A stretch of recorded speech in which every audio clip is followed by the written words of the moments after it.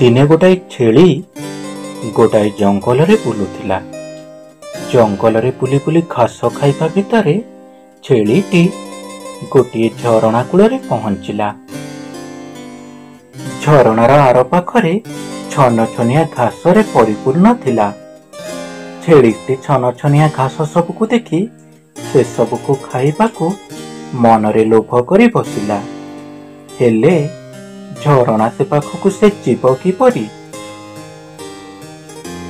କିଛି ସମୟ ଏଣେ ତେଣେ ଆଖି ବୁଲେଇବା ପରେ ଝରଣା ଉପରେ ଗୋଟାଏ କାଠ ଗଣ୍ଡି ପଡ଼ିଥିବାର ଛେଳିଟି ଦେଖିବାକୁ ପାଇଲା।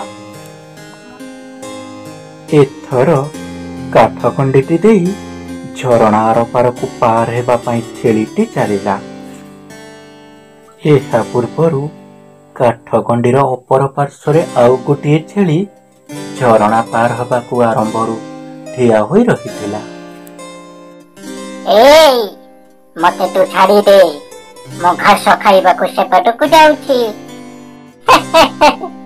ମୁଁ ଆରମ୍ଭରୁ ଆସି ଏଠି ଠିଆ ହୋଇଛି, ତେଣୁ ମୁଁ ପ୍ରଥମେ ଯିବି। ତୁ ମୋ ରାସ୍ତା ଛାଡ଼ି ମୋ ଆଗରୁ ଉଠିଯା। ଅପର ପାର୍ଶ୍ୱରେ ଥିବା ଛେଳିଟି ମୁହଁରୁ ଏପରି କଥା ଶୁଣି ପ୍ରଥମ ଛେଳିଟି କିଛି ସମୟ ଭାବିବାକୁ ଲାଗିଲା। ମୋ ମା ନିକଟରୁ ମୁଁ ଦିନେ ଠିକ୍ ଏହିପରି କାହାଣୀଟିଏ ଶୁଣିଥିଲି। ଦୁଇଟି ଛେଳି ଏକଦା ଦିନେ ପୋଲ ପାରି ହେବାକୁ ନେଇ ନିଜ ନିଜ ଭିତରେ ମାରପିଟ ହୋଇ ଶେଷରେ ନଦୀ ଜଳରେ ପଡ଼ି ମୃତ୍ୟୁବରଣ କରିଥିଲେ। ଏହାପରେ ପ୍ରଥମ ଛେଳିଟି ଦ୍ୱିତୀୟ ଛେଳିକୁ କହିଲା, ଆମେ ଗୋଟେ କାମ କଲେ ହୁଅନ୍ତାନି?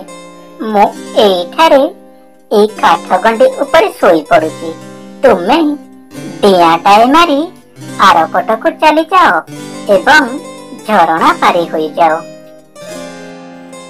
ନିଜ କଥା ହିସାବରେ ପ୍ରଥମ ଛେଳିଟି କାଠ ଗଣ୍ଡି ଉପରେ ଶୋଇ ପଡ଼ିଲା।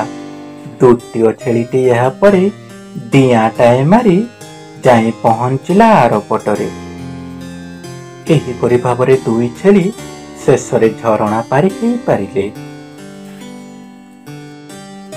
ସେଇଥିପାଇଁ କୁହାଯାଇଛି ସବୁ କାମ ବୁଦ୍ଧି ବଳରେ ହିଁ କରିବା ଉଚିତ।